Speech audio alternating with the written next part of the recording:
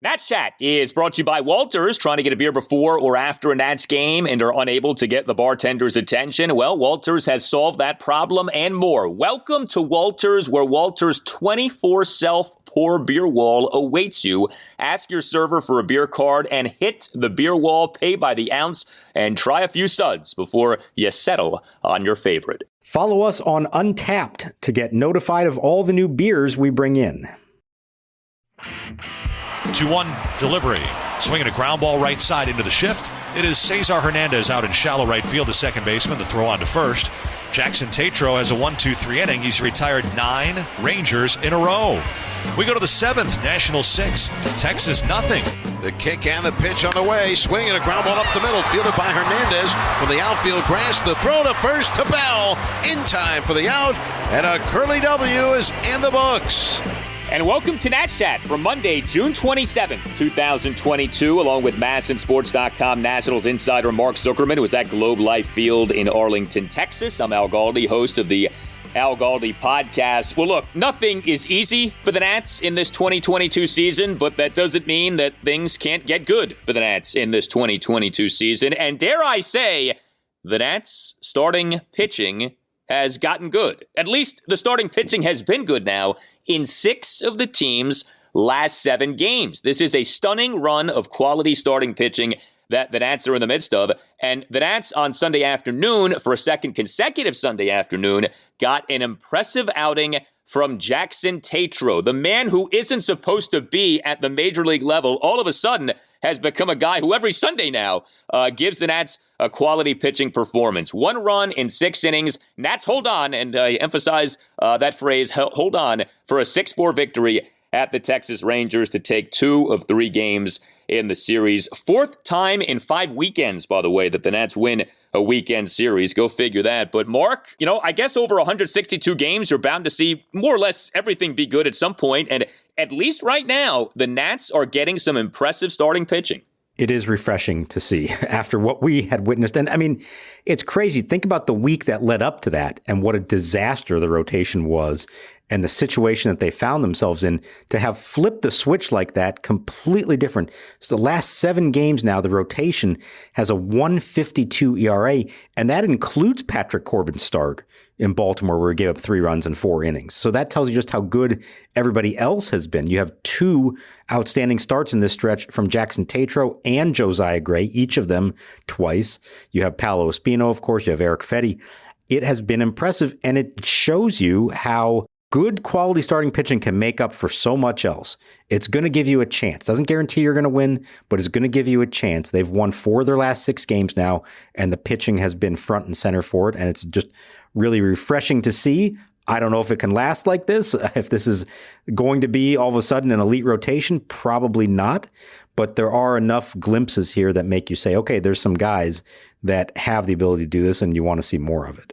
3 close games in this series at the Rangers, and so starting pitching mattered. 2-1 win on Friday night. Paolo Espino, 1 run, 5 1/3 innings. 3-2 loss on Saturday. Josiah Gray, 2 runs, 7 innings, 9 strikeouts. And then the 6-4 win on Sunday afternoon. Jackson Tetreault does it again. 1 run in 6 innings. It was the week prior, that 9-3 win over Philadelphia at Nationals Park on June 19th. 3 runs, all of which were unearned in 7 innings. This really is remarkable what the Nats have gotten here from Tetreault over his last 2 outings. I mean, again, you can't emphasize this enough. Tetreault is at the major league level, not because his performance warranted it. He's at the major league level because the Nats were out of options here. Tetreault had an ERA over 4 for Rochester this season. Gets called up on June 14th. Isn't good in his first outing. That's the other thing. It's not like he's been good from the get-go. He struggled in that 10-4 loss to Atlanta at Nationals Park on June 14th. 7 runs in 4 innings, but these last 2 starts, this guy is bringing it. Now, he's not dominant or anything like that, but he's effective. Sunday afternoon, 1 run in 6 innings, only gave up 4 hits, 2 doubles and 2 singles. He issued 2 walks. He had 4 strikeouts, 99 pitches, 57 strikes, 42 balls. He's not blowing you away or anything like that, but he's getting outs. I mean, he had 6 scoreless innings in this game on Sunday until being charged with a run in the bottom of the 7th inning. So good for Jackson Tetreault. I don't know what this means. I mean, it's only 2 consecutive good starts, so you can't go nuts with it. But boy, that's 2 more good starts than I think people were anticipating from him. Yeah, and what I like is I see some growth here from start to start. The first one obviously did not go well against, let's admit, a really good Braves lineup that was on fire at that point. That was a tough assignment for anybody, let alone a kid making his major league debut. But then he faced the Phillies, who were equally hot at that point, and shut them down, did not allow an earned run in 7 innings that time. And this one, I know the Rangers are not the most imposing team, but there are some good quality hitters in that lineup, especially in the heart of it. And he got himself into trouble a couple times early on, runners in scoring position, and he got out of it. He got 3 outs on 2 pitches to get out of the first inning, got Corey Seager and Adolis Garcia. He strikes out Heim and Miller in the second, and then he kind of cruised from that point on. Not a whole lot of damage, no hits allowed again until the 7th. There is a comfort level that you can see he's starting to get. The first time, kind of deer in the headlights look. Since then, more comfortable, not trying to do too much. He understands who he is. But what I like is he's given this once-in-a-lifetime opportunity that, think of all the different things that had to happen for him to get called up in the first place. And what by all accounts should have been a one-and-done or maybe two-and-done appearance for him. Instead, now he's forced the issue. He's earned the right to stay in the rotation. And Davey Martinez said he's going to stay in the rotation for now because he has earned the right to do that. We're not going to go nuts with this, but I was thinking about this during the game. So Jackson Tetreault was taken by the Nats in the 7th round of the 2017 draft out of State College of Florida. When is the last time the Nats found a diamond in the rough in an MLB draft? Like, if you think about all of the good players for the Nats over the last decade, they are first-round picks, they are free agent signings, they are guys acquired via trade. You know, in the case of someone like a Trey Turner, right, acquired via trade, and then he was a prospect for the Nats, and then he blossomed with the Nats. But who's the last non-first-round pick who the Nats drafted and developed and then delivered for the Nats at the major league level? It feels like it just does not happen with this team. And when we talk about the Nats' struggles with drafting and developing in recent years, we tend to just reference the first-round picks. But the truth is, you know, you can miss on first-round picks, but if you're hitting on a bunch of non-first-round picks, that's okay. It feels like they never hit on non-first-round picks. And I'm not saying they've hit on Tetreault, but boy, wouldn't that be nice if a diamond in the rough was found via one of these non-first-round picks by the Nats in recent years? So the only two that come to mind, and wait till you hear how far back I'm going to go here, are John Lannon and Craig Stammen. They were drafted in the 11th and 12th rounds in 2005. First draft. The draft that was known for Ryan Zimmerman, and they actually wound up getting, in addition to him, they got Justin Maxwell, I think, in the 4th round, Marco Estrada, who wound up having a decent pitching career with some other teams, and John Lannon and Craig Stammen, who, you know, were serviceable, and Stammen's still pitching for the Padres. I'm sure there have been a couple others I'm forgetting since then, but those are the two that just occurred to me as far as like not even a first or second or third rounder, but well down the road. It would be wonderful if that's who Jackson Tetreault ends up being. Nobody's going to say that yet. Let's see how he continues with this. Let's see as the league figures him out a little bit what goes on. But I like the poise. I like the way he's pitched. And you're right. A major, major reason the Nats are in this rebuilding position to begin with is because they have not drafted and developed enough of their own. And it doesn't just mean first rounders. It means later than that. They can talk about, oh, well, all those years we were picking in the 20s, we're not going to get elite prospects. Well, you know what? Everybody has a second round pick. Everybody has a third round pick. And other teams are managing to find big leaguers there, and they have not.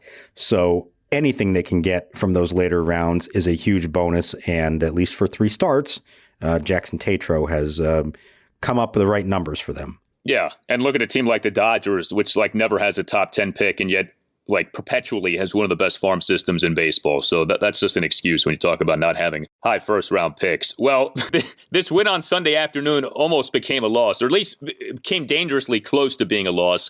Davey Martinez, tried to get through this game without having to use any of his A relievers and was unable to do that. So Erasmo Ramirez, bottom of the 7th, faced 4 batters, got 3 outs, okay. Steve Cishek, scoreless bottom of the 8th, okay.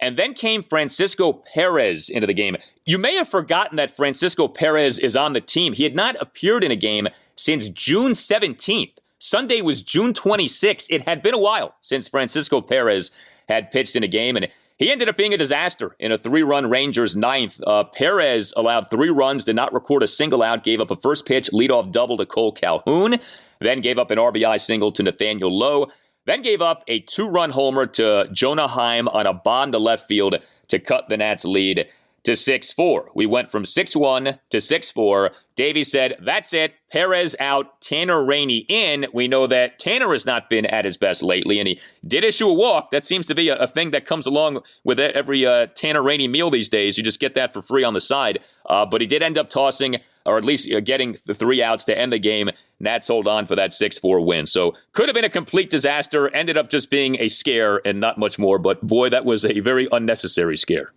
Yeah, no reason for it to ever get to that point, but you had a feeling deep down that there was a chance it was going to. And here's the thing. Went into the game, we actually talked to David before the game about how several of these relievers have barely pitched at all recently.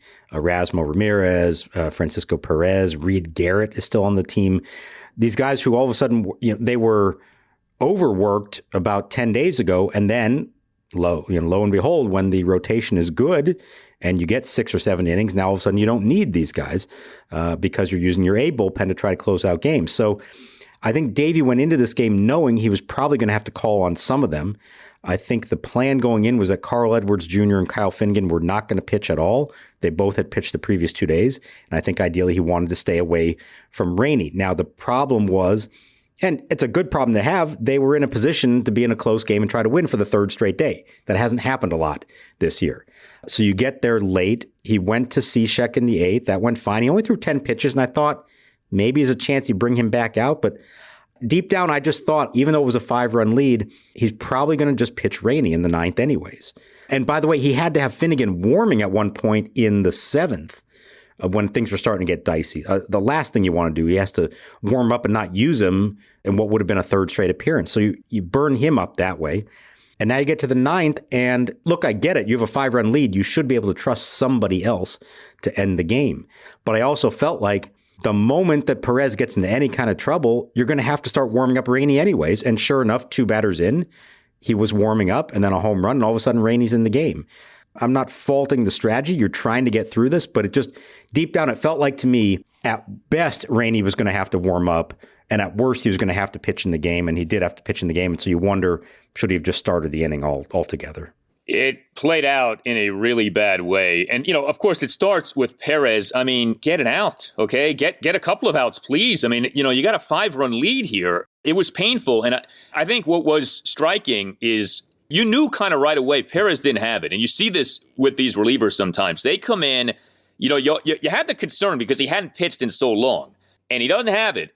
And then you really start to wonder. And then when he gave up that homer, I don't think anyone was surprised by that because seeing how he had looked over those first 2 batters, and then, of course, you had to pull him after the home run. So that was a shame. But, of course, it could have ended up being much worse. So at least, this is not some just out-of-nowhere loss that the Nats ended up suffering in this game. As much as we say that wins and losses don't matter, and they don't, I mean, we are all human, okay? I mean, when you're up 6-1 in the 9th inning with a chance for a series win, get the win, please, all right? The Nats, thankfully, did do that.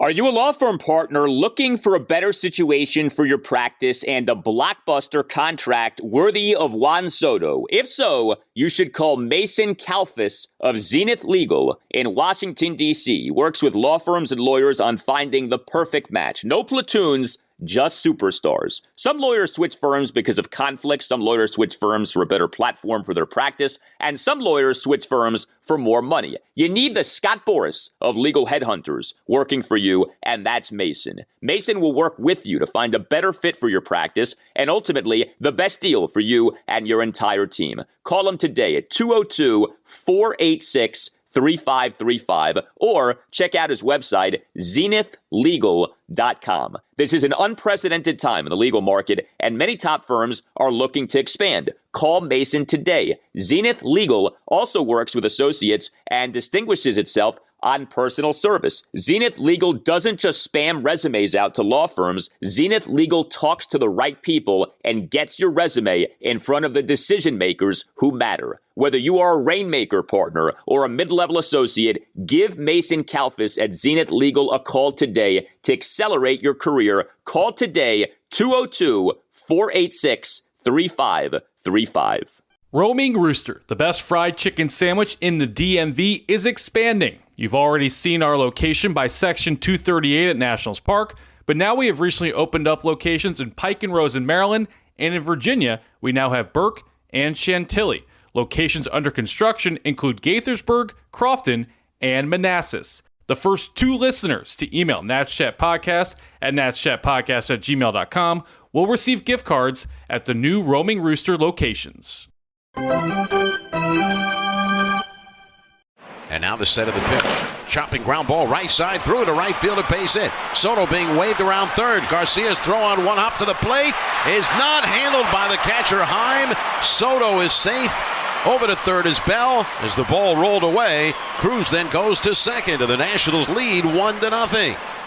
We've talked a lot about Juan Soto lately, right? And this bizarro season that he's having. Well, Juan Soto on Sunday afternoon got on base 5 times. He finished with the oh-so-rare final line of 1 for 1 with a single and 4 walks. And the single came on one of the more weak hits you'll ever see Juan Soto have. Soto in what ended up being an Nats 3-run second, a 2-out opposite field single on a very weakly hit ball to left field.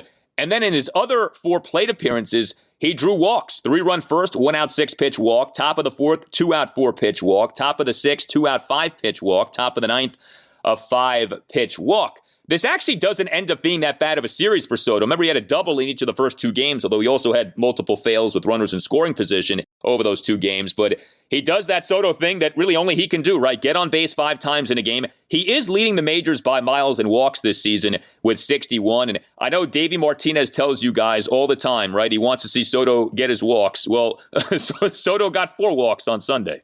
Yeah, he did what needed to be done in this game, what was needed of him, and he let the guys behind him drive him in, which they did very well. Bell and Cruz drove in a combined 4 runs in those first 2 innings. So we know Soto isn't quite right yet. Now, he is still doing better and accepting his walks, as Davey calls it, when he bats with nobody on base or maybe 1 runner on base. He's still not doing it with runners in scoring position. And Davey mentioned before the game that he feels like in those spots, that's when you see him start to chase. That's when you see him start to try to do too much to drive a runner in. Well, what was interesting here is he didn't come up at all with anybody in scoring position in this game. 3 times he walked with nobody on. The other 2 plate appearances, there was just a runner on first. And for whatever reason, that might be a more comfortable at bat for him. And maybe he is a little more patient, not feeling the pressure to now try to drive the guy in. But here's the other interesting thing. And we've referenced it the last few days, how he's back hitting second again after that run of hitting third. We got an answer behind this. Go all the way back to last Friday's doubleheader against the Phillies, the first game of the doubleheader. They lost the game 5-3 in the bottom of the 9th with 2 outs. Cesar Hernandez was at the plate. He struck out to end the game, and Juan Soto was in the on-deck circle.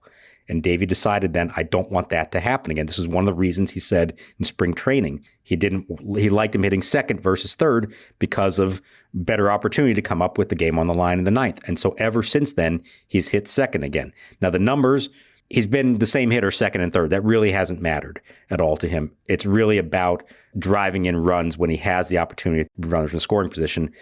So he's going to continue to hit second. They hope when the opportunities for him come to drive in runs that he will be able to stay patient and calm and do that. A good sign here was that he was patient, trusted his teammates behind him to drive in the runs. That's what they did in this game.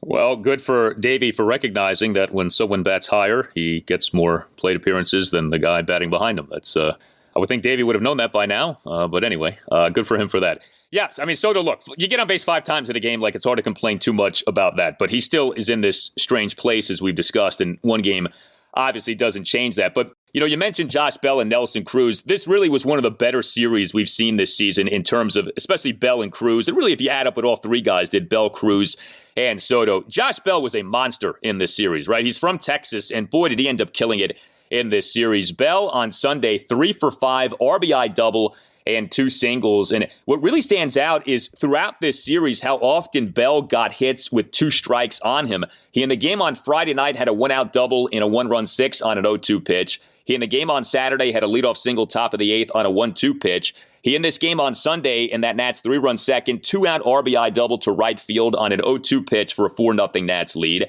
Bell in the top of the 4th, a 2-out opposite field single on a 1-2 pitch through the left side of the infield. And Bell on Sunday in the 3-run first, 1-out single up the middle despite having been down in that count at 1.12. It's not just that he's getting hits. He looks so good in these plate appearances. Doesn't matter if he has 2 strikes on him. He can go the opposite way. We're seeing him hit for power. He's having big hits. He's been their best hitter so far this season, and this series, I just thought Josh Bell was so impressive offensively. Yeah, I like how you're talking about the two-strike approach. It's something he's really worked on. And if you remember when he first joined them last year and that those first 6 weeks went so horribly for him, it was all about his timing. He was off. You could see he was late on the fastball and then maybe sometimes ahead on the breaking balls. He really worked to cut down on the swing, keep the bat in the zone, only swing at the pitches that are in the zone. He's not chasing a whole lot. And two-strike approach is such a big part of that for him. And he, like I said, has worked very hard at that to get better at it. And what you see now are these good controlled swings in those situations. He's not afraid to go the other way with it. He's done it right-handed and left-handed, and it's been a godsend for them. You see what a difference it makes. And that's why if you're Juan Soto, you can say, hey, I just need to get on base. Don't worry about driving in runs right now. Get on base because the guy behind me is red hot, and I trust him to get the job done. And Nelson Cruz as well, who's done a lot better lately. So it really worked out about as well as you could hope. Yes, bigger picture, you want Juan Soto to be hitting the ball with authority. But for now, what they needed him to do is get on base because Josh Bell and to a lesser extent Nelson Cruz have been hitting so well. Hey guys, it's Al Galdi for Window Nation. It feels like everything is going up these days, including home prices. And so there's no better time to have the look of your home go up and the value of your home go up with new windows from Window Nation. Get 2 free windows with every 2 windows that you buy, plus pay nothing for 2 full years. Take advantage of this offer. Call 866-90-NATION or visit windownation.com and make sure that you tell Window Nation that Al Galdi sent you. It's getting hot outside. Weather impacts your windows. Hot days can cause a caulk to crack, seal failures, and condensation. Window Nation only uses top-of-the-line materials, including mold spray and Quad Max sealant. Window Nation is the best. Call 866-90-NATION or visit windownation.com and make sure that you ask for the deal that you heard about from Al Galdi. 2 free windows for every 2 windows that you buy, plus pay nothing for 2 full years. 866-90-NATION or windownation.com. That's 866-90-NATION or windownation.com. And make sure that you tell Window Nation that Al Galdi sent you. Otto sets. 3-2 again. Fastball hit in the air to deep right. On the run, Garcia. It's over his head and off the base of the wall in the corner. Soto has scored. Bell has scored. Cruz going to second. The throw there. In time for the out, but the run scores. It is a single, 2 runs batted in, and Cruz trying to leg it into a double is thrown out by Garcia at second base to end the inning. Well, with Nelson Cruz, I feel like we could do an hour on his game on Sunday and his series at the Rangers. So first of all, for Cruz on Sunday, another good game, 2 for 5, had a 2-run single and an RBI single, but surrounding these hits were various things to keep in mind here. So Cruz in that Nats 3-run first on Sunday, 1 out first pitch, opposite field RBI single through the right side of the infield to score Juan Soto for a 1-0 lead. Soto scoring on a rather aggressive send by the Nats third base coach, Gary DiSarcina. And man, did that stand out right off what happened on Friday night when DiSarcina sent Cruz home, and Cruz ended up being out by a mile for the second out in the top of the fourth. Though this happened on a Keibert Ruiz 1-out single to right center field. So all this Gary DiSarcina talk here lately, he takes another big-time chance with Soto in that first inning. A better throw, and I think Soto's out, but the throw did not end up being successful. Soto ended up sliding it safely. Then we had Cruz in the Nats 3-run second, a 2-out full count opposite field 2-run single to the right field corner for a 6-0 Nats lead. This was a very good piece of hitting by Cruz, concluded a 10-pitch plate appearance. But then what happened to Nelson Cruz? He got thrown out at second base for the third out in trying to stretch the single into a double. So another instance here of a Nats base runner getting thrown out on the base paths this season. And then also with Cruz on Sunday was this reveal by longtime Rangers insider Evan Grant of the Dallas Morning News that the controversial play from Saturday, the double that wasn't for Nelson Cruz, which we were told was not reviewable, in fact was reviewable. So, Mark, I feel like we could talk about Nelson Cruz stuff for like an hour here. The floor is yours, though. Where would you like to start with all of these Nelson Cruz-related items from Sunday? Let's start with the offense, and then we'll work our way to eventually get to the call because it is very interesting from Saturday's game. A nice job by him in these situations of driving in the runners, good controlled at bats. Again, he's hitting it to the opposite field. That's where he's really been at his best this year. And I think it's a good sign. Like, he still can turn on a fastball like he did Saturday and drove it out of the park. But in these RBI situations, if he's not getting that pitch, he can take the outside one and poke it to right field and get his hits and RBI that way. So good on him for doing that. The aggressive base running, a bit much from him. I wasn't a big fan of him trying to stretch that in a double, especially knowing that we saw all weekend Adolis Garcia has got a hose. You don't want to test that. Now, the first one, sending Soto around to score on that one, did you see? I don't know if they showed like a close-up of how Garcia made that throw. Totally off balance, off the wrong foot. He didn't stop to plant and make the throw, and he ends up skipping it in there and it gets away. And I think Nelson actually took an extra base on what they finally decided was an error on Garcia. If he had just set himself and made a good strong throw, I think there was a chance that he would have been out. I don't know what would have happened, but I was okay with the send in that spot. I thought that was a worthy send. It was sort of a 50-50, could go either way play, and it worked out. The gamble paid off. Now, as for the call from Saturday's game. Now the pitch. Swinging a line shot. Just foul past the diving third baseman Smith. Lunging, diving to his right toward the line. It was beyond him and just foul. Cruz is arguing that the ball hit Smith's glove. Now, if it would depend where the ball was. If it's in foul ground and it hits his glove, it's still foul. So Evan Grant got MLB to admit that that play actually should have been reviewable, that there is a distinction that any fair or foul call on a ball that's in front of the base umpire is not reviewable, except in this case, if it involves a deflection off a fielder. So it's not just a simple, did the ball roll fair or foul or land fair or foul? It's about the fielder. Now, the umpires obviously didn't know it. Neither manager knew it. Davey was not aware that that is something that could be reviewed, was told it could not be reviewed. His understanding was the only way that call could get changed is if the umpires themselves determined that somebody had seen it nick off the glove in fair territory.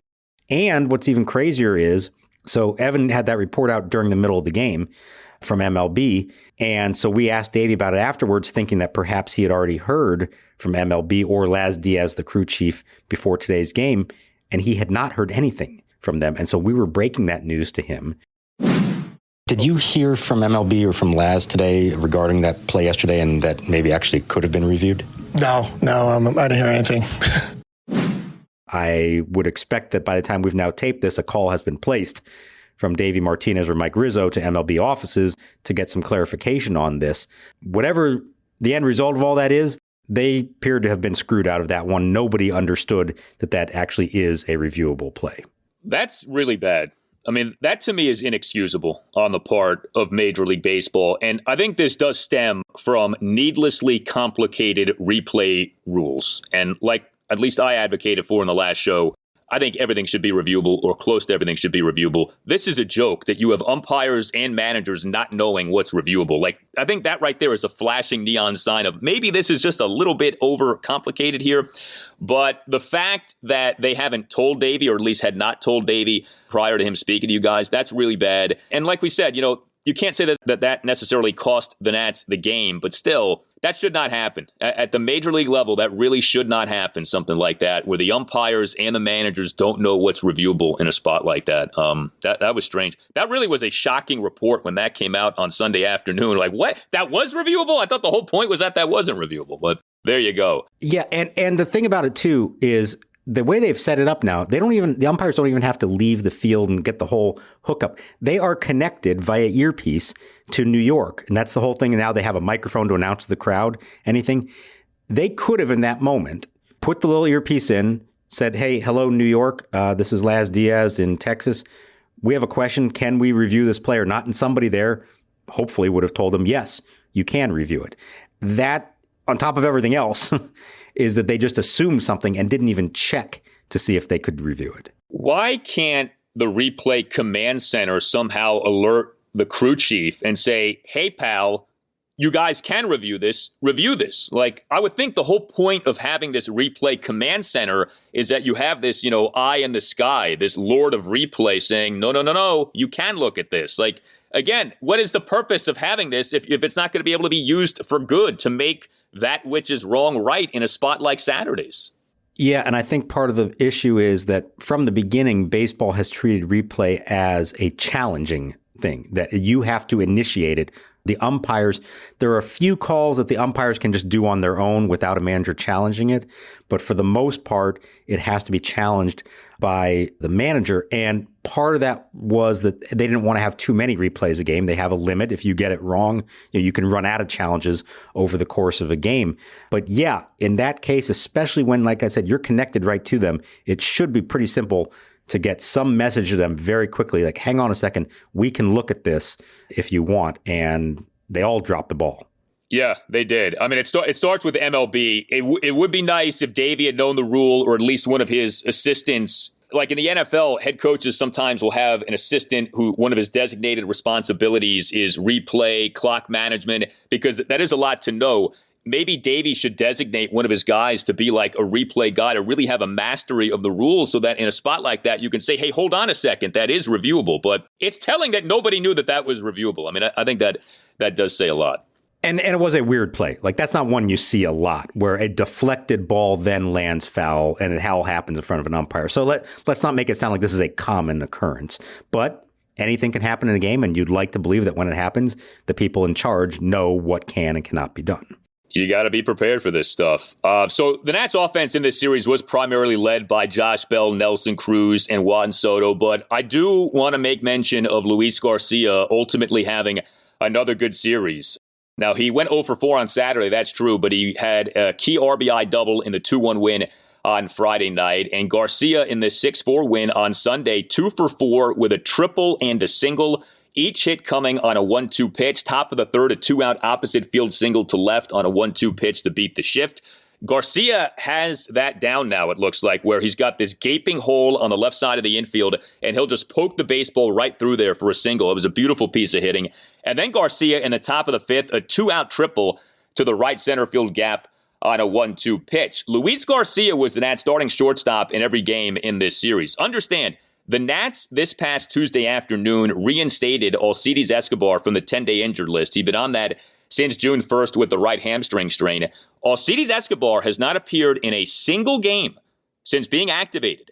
I thought that we would see Alcides start on Sunday. We did not. We haven't seen him play since he was reinstated. And I'm not complaining about that. I'm just highlighting that. And, sure enough, what we were told by Davey Martinez that Luis Garcia is going to be the every game shortstop. Boy, did Davey mean that, and then some. Alcides is being buried right now. He's been back for almost a week, and he hasn't even appeared in a game. Never mind start. He hasn't appeared in a single game yet. 100%. You read my mind. I was thinking about that going into the game. I asked about it, and Davey basically said that, there may come a time when it looks like Luis needs a day off, and he'll do that. They've also had Alcides taking ground balls at second base, third base, even working on shagging flies in the outfield in case the situation were to arise. But it is clear what they are doing right now. Luis Garcia is the everyday shortstop. Aside from an occasional day off here and there, he's going to continue to be the guy. We'll see as we move forward. We get to the trade deadline. Maybe some opportunities open up where Escobar gets in there. But it has been very notable that there has been a dramatic shift here in how they're approaching this. Luis Garcia is the shortstop. I like what he did offensively. I've liked what he's done offensively since he got up here. To see the consistency from him has been really good. And he had an okay defensive series as well and made a really nice play in that crazy ninth inning. He had to go way back on a shallow pop-up into left field and make a tough catch on that one for the second out of the inning. He's got a long way to go, obviously, defensively. But the mistakes he makes are bad, but he also does show you he has the athleticism to make some tough plays as well. Yeah, and the hitting just has been superb. I mean, I think even if you were bullish on Luis Garcia, you have to be at least a little surprised by what he's doing here. 97 plate appearances now since being recalled from AAA Rochester on June 1st. He's batting .319 with a .330 on base and a .468 slugging. And I think it says a lot. Davey had Garcia as a number 5 batter each of the first 2 games in this series. Like, he's moving on up. Now he's not there every game necessarily, but he is moving up there. So the Nats get themselves a series win at the Rangers. Next up is a 7-game homestand, 3-game series against the Pittsburgh Pirates, 4-game series against the Miami Marlins on July 4th weekend. As we've noted, the schedule has softened here a bit, and perhaps that does, at least in part, help to explain some of the better performances lately. I mean, the Nats have won 4-6 games. The Rangers are not as bad as they had been recently, but, they're not like a great team or anything like that. Pirates aren't very good. Marlins are so-so. The Nats played the Orioles earlier in the week. The Orioles are rising, but they're still last in the American League East. So it's good to see this. At least you're getting some wins, and you're not. Hopefully the slaughtering portion of the season is over, where it just felt like very little chance game in, game out of winning.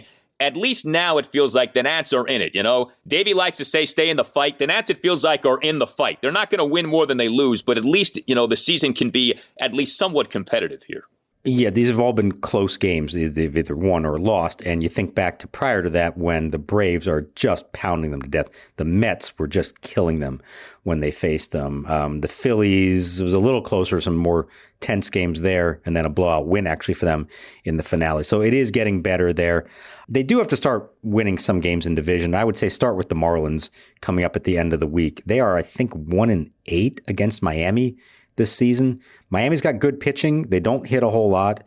These guys have got to find a way to at least compete with that team. It's one thing to get slaughtered by the Mets and Braves. It's another thing to be losing at that rate to the Marlins, who, look, for the Nats to get back to where they want to get to, you got to take it step by step. The Marlins are the team directly in front of them. That's the team you got to start beating first, and then you set your sights on the big boys. So we'll see.